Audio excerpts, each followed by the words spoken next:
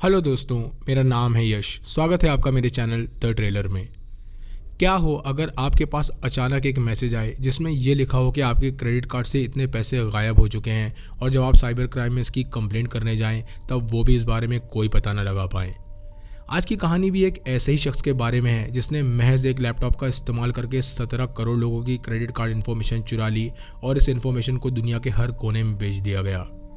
इस पूरी चोरी को एक जीनियस हैकिंग के जरिए अंजाम दिया गया जिसने पूरे अमेरिका की नींव को हिला कर रख दिया।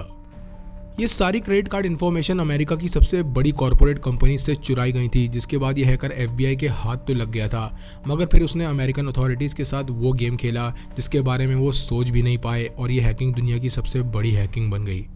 तो आखिर कौन था ये जीनियस हैकर? उसने इन क्रेडिट कार्ड्स की इन्फॉर्मेशन को कैसे चुराया और उनके साथ क्या किया? और FBI के हाथ लगने के बाद भी उसने वो कौन सा गेम खेला जिसके बारे में किसी को कुछ पता नहीं चला? ये अपने आप में बहुत रोमांचक है।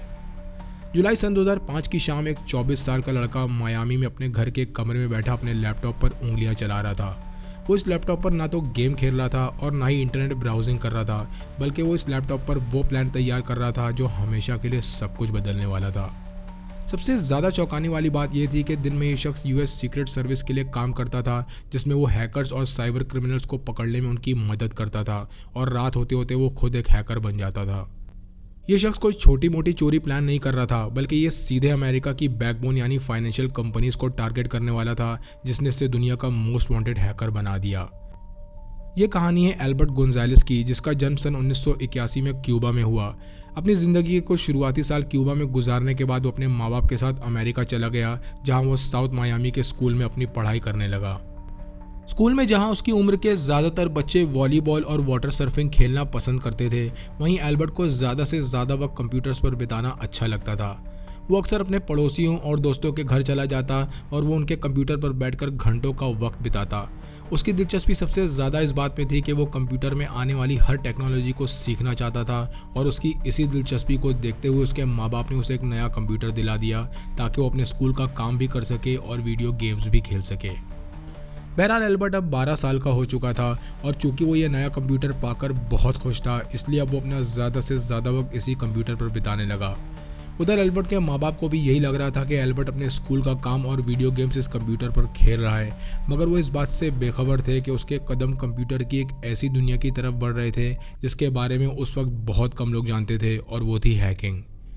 अब एल्बर्ट को कंप्यूटर चलाते 2 साल बीत चुके थे और उसकी उम्र 14 साल हो चुकी थी, और तभी उसने कुछ ऐसा किया जिसके बाद उसकी ज़िंदगी हमेशा के लिए बदल गई और फिर उसने कभी पीछे मुड़कर नहीं देखा। महज 14 साल की उम्र में वो नासा के सर्वर को हैक कर लेता है, और जब नासा के IT डिपार्टमेंट को इस हैकिंग की खबर लगी, उन्होंने फ़ौरन इस बात की खबर FBI और लॉ इन्फोर्समेंट एजेंसीज़ को दे दी।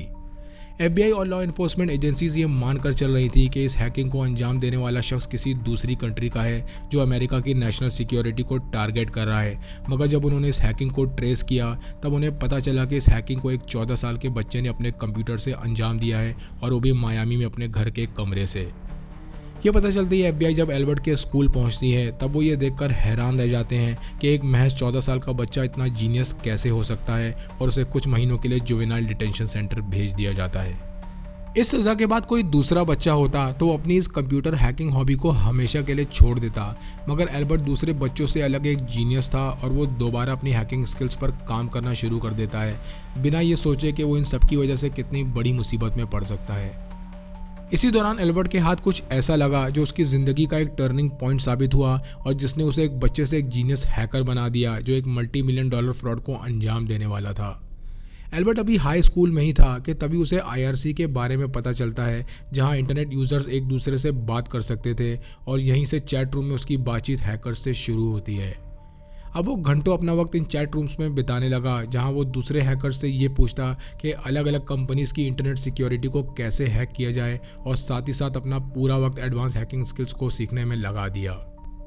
धीरे धीरे इंटरनेट पर एल्बर्ट का एक हैकिंग ग्रुप बनता चला गया, जिसमें वो लोग हैकिंग के बारे में बातचीत करते और एक दूसरे की हैकिंग सीखने में मदद करते। अब साल 1999 आ चुका था और Albert south Miami high school से अपना हाई स्कूल कंप्लीट कर लेता है, जिसके बाद वो सबसे पहले स्टीफन वॉट नाम के एक शख्स से जाकर मिलता है।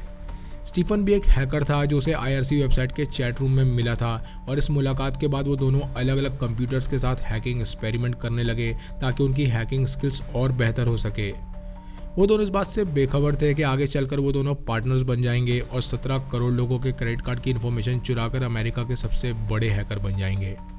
साउथ मायामी स्कूल से हाई स्कूल करने के बाद एल्बर्ट ने कई अलग अलग कॉलेजेस में अप्लाई किया, जिसके बाद उसे मायामी कॉलेज में एडमिशन मिल गया। जहां उसके बैच के दूसरे बच्चे कॉलेज लाइफ को एंजॉय कर रहे थे, वहीं एल्बर्ट का पूरा ध्यान सिर्फ एक ही चीज़ पर था और वो थी हैकिंग। वो ना तो अपने दोस्तों के साथ पार्टीज करता और ना ही मूवीज़ देखने जाता, और ये सब छोड़कर वो बुक स्टोर से एडवांस प्रोग्रामिंग लैंग्वेजेस की बुक लेकर आ गया। ये वो बुक्स थी जिसमें प्रोग्रामिंग लैंग्वेज लिखी हुई थी और जिसका इस्तेमाल करके अलग अलग इंटरनेट सर्विस को हैक किया जा सकता था और फ्री का इंटरनेट इस्तेमाल किया जा सकता था। इन बुक्स का इस्तेमाल करके एल्बर्ट ने ये कला भी सीख ली और फ्री इंटरनेट का इस्तेमाल करने लगा, जिसके बारे में किसी को कुछ पता नहीं चला। मगर कुछ महीने गुजरने के बाद एल्बर्ट को यह एहसास होने लगा कि वो अपनी इस हैकिंग से और भी बहुत बड़े काम कर सकता है। अब एल्बर्ट ये सीखने और समझने लगा कि बड़ी बड़ी कंपनीज और उनके डिजिटल सिस्टम किस तरह काम करते हैं, और यह पहला कदम था उस हैकिंग की तरफ जो पूरे अमेरिका की नींव को हिलाने वाली थी। हालांकि मायामी कॉलेज में एडमिशन लेने के बाद उसने कंप्यूटर प्रोग्रामिंग सब्जेक्ट ही चूज़ किया था, मगर बहुत जल्दी उसे ये समझ आने लगा कि जो कुछ भी उसे कॉलेज में सिखाया जा रहा है, जैसे प्रोग्रामिंग लैंग्वेज और कोडिंग, उसे ये सब कुछ पहले से ही आता है। और चूँकि उसे यहाँ कुछ नया सीखने को नहीं मिल रहा था, इसलिए वो मायामी कॉलेज से ड्रॉप आउट कर लेता है। अब एल्बर्ट के सामने जो सबसे ज़रूरी सवाल था वो ये था कि वो अपनी लाइफ में आगे क्या करेगा, और वो ये बात बहुत अच्छी तरह जानता था कि उसके जैसे जीनियस बंदे के लिए मायामी में कोई अपॉर्चुनिटी नहीं है। इसलिए वो मायामी छोड़कर न्यूयॉर्क शिफ्ट होने का फैसला करता है। न्यूयॉर्क में रहकर अपनी हैकिंग स्किल्स को और बेहतरीन बना सकता था, और इसीलिए वहाँ शिफ्ट होते ही वो .com नाम की एक सॉफ्टवेयर कंपनी में जॉब करने लगता है। मगर उसकी ये जॉब ज़्यादा दिन नहीं चल पाई क्योंकि लॉसेस होने की वजह से .com को अपनी ये कंपनी बंद करनी पड़ी। अब एल्बर्ट किसी बड़ी कंपनी के साथ जुड़कर काम करना चाहता था, और बहुत जल्द उसका यह सपना भी पूरा हो गया क्योंकि कुछ ही वक्त बाद उसे सीमेंस कंपनी में जॉब मिल गई। सीमेंस में काम करते उसे अभी कुछ महीने ही गुजरे थे कि उसे ये कंपनी भी मजबूरी में छोड़नी पड़ी, क्योंकि सन 2002 में सीमेंस न्यूयॉर्क में अपने सभी ऑफिसेस को बंद कर देती है। अब एल्बर्ट के हाथ में ना तो कोई जॉब थी और ना ही कोई काम, और उसे कोई ऐसी जॉब भी नहीं मिल रही थी जिसे करने में उसका इंटरेस्ट हो, और यही वो वजह थी कि अब उसकी सेविंग्स भी धीरे धीरे ख़त्म होती जा रही थी। एल्बर्ट को अब ये एहसास होने लगा कि उसे जल्द से जल्द अपने लिए कोई कमाई का रास्ता ढूंढना होगा, वरना वो सड़क पर आ जाएगा। और यहीं से वो फैसला करता है कि वो हैकिंग को अपना फुल टाइम पेशा बनाएगा। चूँकि एल्बर्ट के पास इंटरनेट सर्विसेज को हैक करने का कई साल का एक्सपीरियंस था, इसीलिए वो फैसला करता है कि वो शैडो क्रू को ज्वाइन करेगा। शैडो क्रू इंटरनेट पर मौजूद वो प्लेटफॉर्म था जहां हैकर्स और साइबर क्रिमिनल्स एक दूसरे से बात कर सकते थे और इलीगल सर्विसेज जैसे चोरी किए हुए क्रेडिट कार्ड्स की इन्फॉर्मेशन को खरीद और बेच सकते थे। इस प्लेटफॉर्म पर हर वो इलीगल इन्फॉर्मेशन खरीदी और बेची जाती थी जो किसी भी साइबर क्राइम को अंजाम देने में इस्तेमाल होती थी, और एल्बर्ट ये समझ चुका था कि वो यहाँ से बेशुमार पैसे कमा सकता है। शैडो क्रू से जुड़ने के कुछ ही वक्त बाद सभी मेंबर्स को ये समझ आने लगा कि एल्बर्ट अपनी हैकिंग स्किल्स और नॉलेज से क्या क्या कर सकता है, और यही वो वजह थी कि उसे शैडो क्रू के लीडरों में से एक लीडर बना दिया गया। एल्बर्ट बहुत जल्दी क्रेडिट कार्ड की चोरी की हुई इन्फॉर्मेशन से पैसे कमाने लगा, मगर सन 2003 में उसे तब गिरफ्तार कर लिया गया जब वो एक एटीएम से अलग अलग नकली क्रेडिट कार्ड से पैसे निकाल रहा था। वो इस बात से बिल्कुल बेखबर था कि NYPD का एक अंडरकवर एजेंट हर वक्त उस पर और उसकी इलीगल एक्टिविटीज़ पर नज़र रख रहा था, और जैसे ही उसे इस बात का यकीन हो गया कि एल्बर्ट नकली क्रेडिट कार्ड का इस्तेमाल कर रहा है, उसने उसे गिरफ्तार कर लिया। NYPD को यही लग रहा था कि एल्बर्ट अकेले ही अपनी हैकिंग स्किल्स का इस्तेमाल करके इस क्रेडिट कार्ड फ्रॉड को अंजाम दे रहा है, मगर इन्वेस्टिगेशन के दौरान जो खुलासे उनके सामने हुए उसने उन्हें हिला कर रख दिया। इन्वेस्टिगेशन में NYPD को ये पता चला कि एल्बर्ट कोई मामूली हैकर या फ्रॉडस्टर नहीं है, बल्कि वो शैडो क्रू जैसे खतरनाक प्लेटफॉर्म के लीडर्स में से एक लीडर है, और ये पता चलता ही ये केस एक नॉर्मल केस से एक स्पेशल केस बन गया। अब NYPD एल्बर्ट को हिरासत में लेकर उससे बहुत बारीकी से पूछताछ शुरू करती है ताकि वो शैडो क्रू के बारे में ज़्यादा से ज़्यादा इन्फॉर्मेशन निकाल सकें। वो एल्बर्ट को बार बार लंबी सज़ा के लिए डरा धमका रहे थे, मगर एल्बर्ट बहुत चालाक था, और उसी वक्त उसके दिमाग में एक आइडिया आता है जिसके बाद वो पुलिस के साथ एक डील कर लेता है। क्योंकि वो अपने हैकिंग करियर को किसी भी कीमत पर दांव पर नहीं लगाना चाहता था, इसीलिए वो पुलिस से कहता है कि अगर वो उसके खिलाफ कोई क्रिमिनल केस दर्ज नहीं करेंगे तो वो उनका इन्फॉर्मर बन जाएगा और हैकर्स और साइबर क्रिमिनल्स को पकड़ने में उनकी मदद करेगा। मगर पुलिस इस बात से बेखबर थी कि ये एल्बर्ट की एक चाल है जो आगे चलकर उन्हें बहुत भारी पड़ने वाली है। बहरहाल पुलिस एल्बर्ट की इस डील के लिए राजी हो जाती है और उसे ऑपरेशन फायरवॉल के लिए इन्फॉर्मर के तौर पर हायर कर लिया जाता है। जहाँ एक तरफ गवर्नमेंट एजेंसीज को ये लग रहा था कि उन्हें एक बेहतरीन हैकर मिल गया है जिसकी मदद से वो साइबर क्राइम को रोक सकेंगे, वहीं दूसरी तरफ एल्बर्ट उन्हें डबल क्रॉस करने की तैयारी करने लगता है। पुलिस की मदद करने के पीछे एल्बर्ट की ये चाल थी कि वो ये जानना चाहता था कि आखिर साइबर क्राइम डिपार्टमेंट किस तरह काम करता है और गवर्नमेंट एजेंसीज को किस किस तरह के साइबर क्राइम्स की मालूमात है। पुलिस की नज़रों में तो वो उनकी मदद कर रहा था, मगर वो साथ ही साथ उनके हर पैटर्न और मूवमेंट को बहुत गौर से समझ रहा था ताकि वो अपने फ्रॉड ऑपरेशंस के दौरान उन्हें चकमा दे सके। एल्बर्ट का क्रिमिनल माइंड अब बहुत तेज़ी से काम कर रहा था और अब अपने फ़ायदे के लिए गवर्नमेंट एजेंट से भी दोस्ती बढ़ाने लगा ताकि किसी को भी उस पर कोई शक ना हो। क्योंकि एल्बर्ट को मजबूरन गवर्नमेंट एजेंसीज की मदद करनी पड़ रही थी और वो अपनी हैकिंग ग्रुप को भी धोखा नहीं देना चाहता था और इससे निपटने के लिए वो एक नायाब तरीका निकालता है। उसने बाद में अपने बयान में ये भी कहा कि वो अपनी हैकिंग कम्युनिटी के लिए हमेशा से ही वफादार था और उन्हें कभी धोखा नहीं दे सकता। बहरहाल पुलिस को खुद पर यकीन दिलाने के लिए उसने कुछ साइबर क्रिमिनल्स को पकड़वाने में उनकी मदद भी की और सन 2004 में उसकी खबर की बिना पर पुलिस शैडो क्रू के कुछ मेंबर्स को पकड़ने में कामयाब हो जाती है। इन गिरफ्तारियों के बाद शैडो क्रू के मेंबर्स को यह समझ आने लगा कि हो ना हो उन्हीं के बीच का कोई हैकर सारी इन्फॉर्मेशन पुलिस को दे रहा है, जिसकी वजह से एक एक करके सब पकड़े जा रहे हैं। और जब उन्हें ये पता चला कि एक एल्बर्ट ही है जिसके खिलाफ पुलिस कोई एक्शन नहीं ले रही है, तब उन्हें ये समझते देर नहीं लगी कि इन सब के पीछे एल्बर्ट का ही हाथ है। पुलिस को अब ये डर सताने लगा कि कहीं शैडो क्रू के मेंबर्स एल्बर्ट को कोई नुकसान न पहुंचाएं, इसीलिए वो एल्बर्ट से कहते हैं कि वो अपने शहर मायामी वापस चला जाए। एल्बर्ट भी अपनी जान का खतरा देख मायामी वापस चला जाता है और ये फैसला करता है कि अब वो वहीं से अपनी हैकिंग को अंजाम देगा। मायामी लौटने के बाद वो बड़ी बड़ी कंपनीज के वायरलेस नेटवर्क्स को स्टडी करना शुरू करता है और साथ ही साथ वो हैकिंग के वो तरीके भी ढूंढने लगता है जिससे नेटवर्क्स को हैक किया जा सके। बहरहाल अब तक सन 2004 आ चुका था और ये वो दौर था जब इंटरनेट बहुत तेज़ी से फैल रहा था और लोग इसके बारे में बात करने लगे थे और यही वो वजह थी कि हर कंपनी खुद को ऑनलाइन लाने के लिए बहुत तेज़ी से काम कर रही थी। हालांकि ये कंपनीज खुद को ऑनलाइन लाने के लिए काम तो कर रही थी, मगर ना तो वो इसकी सिक्योरिटी पर ध्यान दे रहे थे और ना ही इसमें आने वाले ख़तरे पर, और ये वो कमी थी जिसके बारे में एल्बर्ट बहुत अच्छी तरह जानता था। अब एल्बर्ट एक टेक्निक पर काम करना शुरू करता है जिसका नाम था वॉर ड्राइविंग। ये एक साइबर क्राइम टेक्निक थी जिसमें हैकर्स वैन को उस कंपनी की पार्किंग लॉट के अंदर ले जाते थे जिसे उन्हें हैक करना होता था। इस वैन के अंदर एक कंप्यूटर सेटअप और हाई पावर रेडियो एंटीनास होते थे जिसका इस्तेमाल करके वो हैकर्स इन कंपनीज के वाईफाई सिग्नल्स को हैक कर लेते और फिर इन सिग्नल्स का इस्तेमाल करके उन कंपनीज के सर्वर तक पहुंच जाते जहां $1 बिलियन की बिजनेस इंफॉर्मेशन स्टोर होती थी। एल्बर्ट ये बात बहुत अच्छी तरह जानता था कि महज कुछ मिनटों के अंदर ही वो इस $1 बिलियन बिजनेस की इन्फॉर्मेशन तक पहुंच सकता है, मगर इसके लिए उसे एक टीम की ज़रूरत पड़ने वाली थी और यहीं से शुरुआत होती है एल्बर्ट की उस गैंग की जिसने $1 मिलियन के क्रेडिट कार्ड की हैकिंग को अंजाम दिया। इस गैंग का नाम रखा गया गेट रिच और डाई ट्राइंग और ये नाम 50 सेंट की एक म्यूजिक एल्बम से लिया गया था। इस गैंग का महज एक ही मकसद था कि वो कंपनीज के डेटाबेस को हैक करके कस्टमर के क्रेडिट कार्ड की इन्फॉर्मेशन चुरा लें और इस इन्फॉर्मेशन को बेचकर करोड़ों रुपए कमाएं। इस गैंग में शामिल होने वाले सबसे पहले हैकर का नाम था स्टीवन वॉट्स और दूसरा हैकर जो इस गैंग में शामिल हुआ उसका नाम था क्रिस्टोफर स्कॉट। ये दोनों हैकर एल्बर्ट को IRC के चैट रूम में मिले थे जिनके साथ मिलकर उसने पहले भी कुछ हैकिंग्स को अंजाम दिया था और वो उन पर पूरी तरह भरोसा करता था। आपको जानकर हैरानी होगी कि आने वाले महज कुछ महीनों के अंदर ही एल्बर्ट 4 लाख से ज़्यादा क्रेडिट कार्ड्स की इन्फॉर्मेशन चुरा चुका था और वो भी वॉर ड्राइविंग टेक्निक का इस्तेमाल करके। ये क्रेडिट कार्ड इन्फॉर्मेशन उसने DSW और बीजेस होलसेल क्लब जैसी कंपनी से चुराई थी और ये इन्फॉर्मेशन चुराने के बाद उसने ये अपने दोनों पार्टनर स्टीवन और क्रिस्टोफर को दे दी जिनका काम था ATM के जरिए क्रेडिट कार्ड से पैसे निकालना और इस क्रेडिट कार्ड की इन्फॉर्मेशन को बेचना। सबसे ज़्यादा चौंकाने वाली बात यह थी कि इस हैकिंग गैंग को चलाने के साथ साथ एल्बर्ट गवर्नमेंट के लिए भी काम कर रहा था और अब गवर्नमेंट उसे इन्फॉर्मर के तौर पर सैलरी भी देने लगी थी। हालांकि उसकी सैलरी बहुत कम थी मगर उसका रहन सहन बिल्कुल एक अमीर बिजनेसमैन की तरह था और यही वो वजह थी कि वो हर महीने एक नई कार खरीदता और मायामी का कोई ऐसा लग्जरी होटल नहीं था जहां वो गया ना हो। वो अक्सर महंगे रेस्टोरेंट और क्लब्स जाने लगा जहां वो एक झटके में लाखों रुपए खर्च कर देता और हद तो तब हो गई जब उसने अपनी बर्थडे पार्टी रखी जहां उसने एक ही रात में $1 लाख यानी 80 लाख रुपए उड़ा दिए। वो अपने दोस्तों को मैनहट्टन के पेंट हाउसेस में पार्टी देने लगा और मायामी के मशहूर DJ ऑस्कर और राल्फ फाल्कन को खासकर प्लेन से न्यूयॉर्क बुलाने लगा ताकि वो उसकी पार्टी में DJ बजा सके।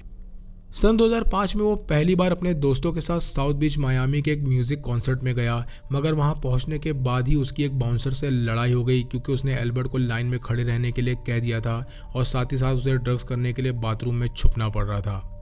एल्बर्ट अपने दोस्तों से कहता है कि ये जगह उनके स्टैंडर्ड के हिसाब से नहीं है और उसी साल वो लोग दोबारा साउथ बीच पहुंचते हैं जहां वो पूरा क्लब बुक कर लेते हैं और अपने हिसाब से पार्टी करते हैं।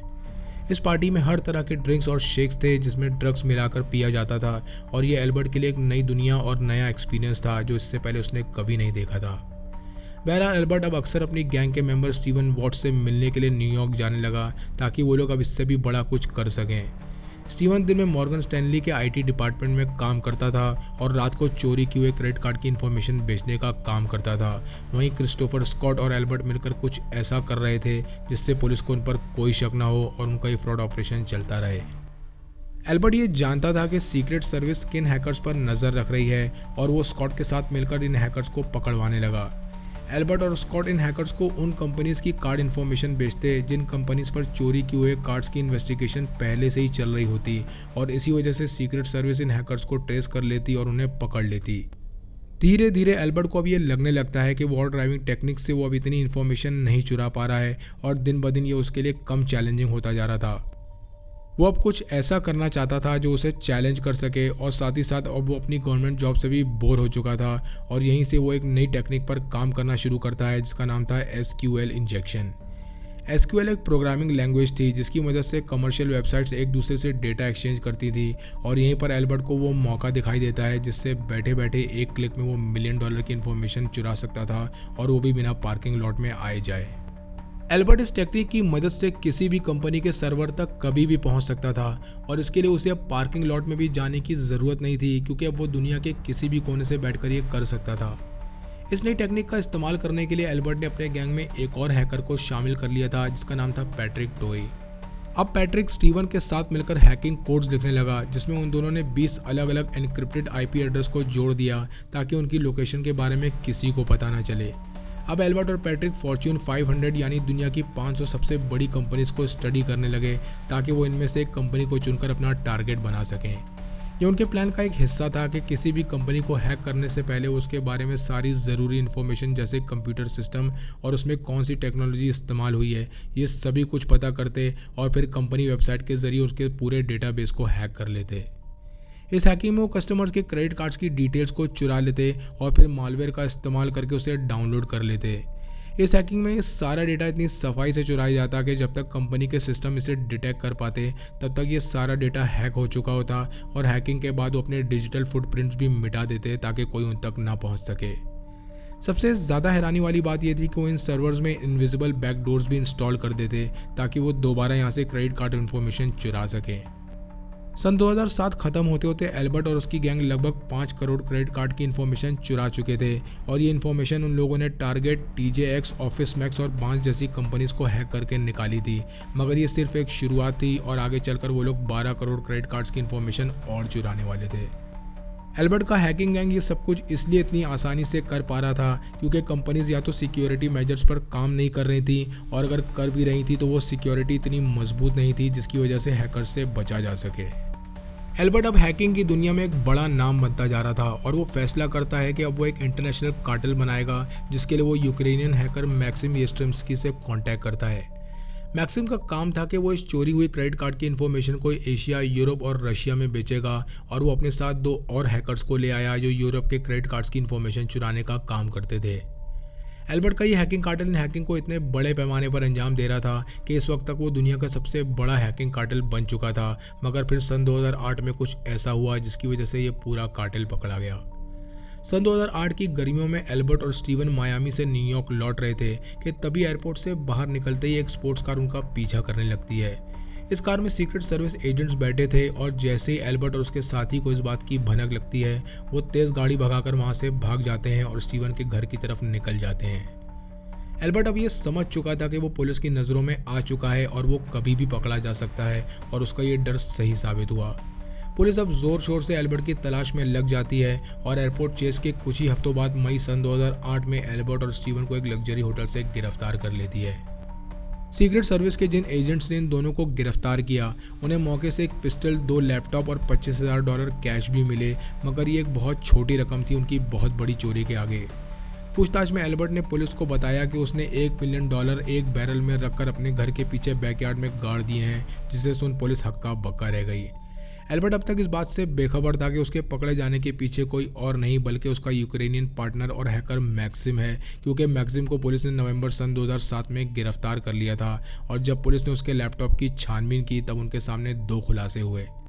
पहला खुलासा ये हुआ कि उसके लैपटॉप में करोड़ों क्रेडिट कार्ड की चोरी हुई इन्फॉर्मेशन थी और दूसरा खुलासा ये हुआ कि मैक्सिम लगातार एक और हैकर के कांटेक्ट में था और जब उन दोनों की चैट को खंगाला गया तब पुलिस को पता चला कि दूसरा हैकर कोई और नहीं बल्कि एल्बर्ट है। महज एक लैपटॉप से मिली इन्फॉर्मेशन की बिना पर पुलिस दुनिया के सबसे बड़े क्रेडिट कार्ड हैकिंग कार्टेल के लीडर यानी एल्बर्ट को गिरफ्तार कर चुकी थी, जिसके बाद एक एक करके सभी हैकर्स पुलिस के हाथ लगते चले गए। पूछताछ में एल्बर्ट ने पुलिस को पैट्रिक की लोकेशन भी बता दी, जिसके बाद पुलिस ने उसे भी गिरफ्तार कर लिया और जब उन दोनों ने अपने कंप्यूटर्स फेडरल एजेंट्स के सामने खोले तब उसका डेटा देख वो हैरत में पड़ गए और वो इस बात पर यकीन नहीं कर पा रहे थे कि उनका ही एक भरोसेमंद इन्फॉर्मर इतना बड़ा हैकिंग कार्टेल चला रहा था और वो भी उनकी पीठ पीछे। इस इन्वेस्टिगेशन में कुल 11 हैकर्स गिरफ्तार हुए, जिन पर कोर्ट ने अलग अलग कंपनीज के साथ फ्रॉड करने और उनकी कॉन्फिडेंशियल इन्फॉर्मेशन चुराने का मुकदमा दर्ज किया। हालांकि कोर्ट के मुताबिक इस फ्रॉड की कीमत $170 मिलियन यानी लगभग 1400 करोड़ थी, मगर एल्बर्ट ने इस हैकिंग को इतने बड़े पैमाने पर अंजाम दिया था कि इसका हिसाब लगाना मुश्किल था। स्टीवन ने अपना जुर्म कबूलते हुए ये बयान दिया कि इस हैकिंग के लिए कोड्स उसी ने लिखे थे, मगर साथ ही साथ उसने ये भी कहा कि वो इस बात से बेखबर था कि ये कोड्स इलीगल हैकिंग के लिए इस्तेमाल किए जाने वाले हैं। स्टीवन ने कोर्ट को यह भी बताया कि उसने एल्बर्ट के इस हैकिंग ऑपरेशन से कोई पैसे नहीं कमाए, जिसके बाद कोर्ट ने उसे 2 साल की सज़ा सुनाई और साथ ही साथ $170 मिलियन में अपना हिस्सा वापस करने को कहा। एल्बर्ट अपने बयान को घुमाते हुए कोर्ट से कहता है कि उसे इस क्राइम को करने का अफसोस और पछतावा है और ये हैकिंग उसने अपने लिए नहीं बल्कि अपने एक हैकर दोस्त की मदद करने के लिए की थी, जिसकी फैमिली और घर के हालात अच्छे नहीं थे। एल्बर्ट ने अपनी सज़ा शुरू होने से पहले यह भी कहा कि उसे इस बात का अंदाज़ा नहीं था कि उसकी इस हैकिंग की वजह से करोड़ों लोगों को नुकसान उठाना पड़ेगा और वो इस क्राइम के लिए बहुत शर्मिंदा है। कार्टेल के अगले मेंबर पैट्रिक को कोर्ट ने 22 साल की सज़ा सुनाई, मगर जब वो पुलिस के साथ कोऑपरेट करने को तैयार हो गया तब उसकी सज़ा को कम करके 5 साल कर दिया गया। एल्बर्ट को अब ये समझ आने लगा कि पैट्रिक की गवाही के बाद उसका सारा झूठ पकड़ा जाएगा और अब और झूठ बोलने से चीज़ें और ख़राब होंगी और तब वो अपना गुनाह कबूल लेता है और गवर्नमेंट के साथ कोऑपरेट करने के लिए राज़ी हो जाता है। वो अब एक एक डिटेल पुलिस को बताना शुरू करता है कि कैसे उसने इतने सारे क्रेडिट कार्ड हैक किए, मगर एल्बर्ट का वकील लगातार इसी कोशिश में लगा था कि कैसे डैमेज को कम से कम किया जा सके और एल्बर्ट को कम से कम सज़ा हो। एल्बर्ट का वकील कोर्ट में एक मेडिकल रिपोर्ट सबमिट करता है जिसमें यह लिखा हुआ था कि एल्बर्ट ने जो भी हैकिंग्स को अंजाम दिया है वो एक दिमागी बीमारी और एडिक्शन की वजह से हुआ है, जिसका नाम था एस्पर्गर्स। एल्बर्ट के वकील के मुताबिक ये हैकिंग्स इंटरनेट एडिक्शन की वजह से हुई थी, मगर कोर्ट इस दलील को नकार देता है। हालांकि कोर्ट ने एल्बर्ट को उम्र कैद की सज़ा सुनाई थी, मगर चूंकि उसने कोर्ट और पुलिस के साथ कोऑपरेट किया था इसलिए कोर्ट उसकी सज़ा को कम कर देता है और 25 मार्च सन 2010 को उसे 20 साल के लिए जेल भेज दिया जाता है। इस सज़ा के महज एक हफ्ते बाद ही इस केस का जज चेंज हो जाता है और वो एल्बर्ट की सज़ा को और 20 साल बढ़ा देता है क्योंकि उसने हार्टलैंड पेमेंट कंपनी को हैक किया था। ये एक US based payment processing company थी जिसके ज़रिए लोगों के पेमेंट ट्रांजैक्शन होते थे और जज एल्बर्ट पर $16 लाख यानी 13 करोड़ रुपए का जुर्माना भी लगाता है। इस जुर्माने के साथ एल्बर्ट के मायामी वाले घर एक पिस्टल, एक लैपटॉप, एक BMW, एक नोकिया सेलफोन और 3 रोलेक्स घड़ियों को भी जब्त करने के आदेश दिए जाते हैं। एल्बर्ट आज भी लेक्सिंगटन की फेडरल जेल में अपनी सज़ा काट रहा है और सन 2025 तक वो बाहर आ सकता है अगर जेल में उसका बर्ताव दूसरे कैदियों के साथ अच्छा रहता है तो।